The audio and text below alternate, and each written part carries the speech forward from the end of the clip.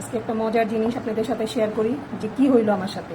সকালে উঠে ভাবছি রুটি খাবো না, প্রতিদিন খাই, আজকে খাবো না। আজকে সকালে নাস্তাটা পাস্তা দিয়ে করি। পাস্তা গরম পানি করে পাস্তা দিয়ে আমি অনেক সকালে উঠছি, চুলার ভিতরে দিয়ে পরে যে আমি শুয়ে পড়ছি, শুয়ে ঘুমাই গেছি।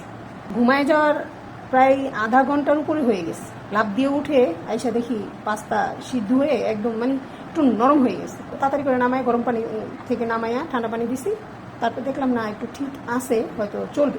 যখন আবার আমি 2টা সসেস, তারপর বল, ডিম, পেঁয়াজ, কাঁচামরিচ সব কিছু দিয়ে যখন আবার বসাইছি, 2টা লাড়া দিছি, দেখি পাস্তা এখন একটার গায়ে আরেকটা লেগে একদম জাউ খিচুড়ির মতো হয়ে গেছে।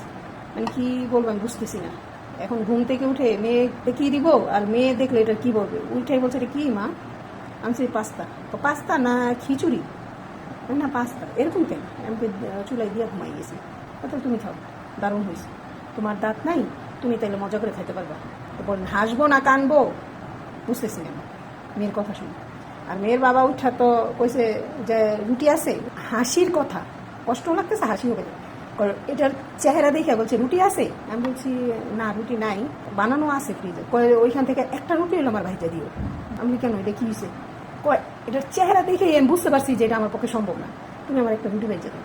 আচ্ছা ঠিক আছে, রুটি ভাইজা দিলাম। সে একটা রুটি খাইলো। সেও আমার ভয়ে কিছু বলে নাই, আমিও তার ভয়ে আর কিছু জিজ্ঞাসা করিনি। যাই হোক, কার কার সাথে এরকম ঘটনা ঘটে একটু কমেন্ট করে বলবেন।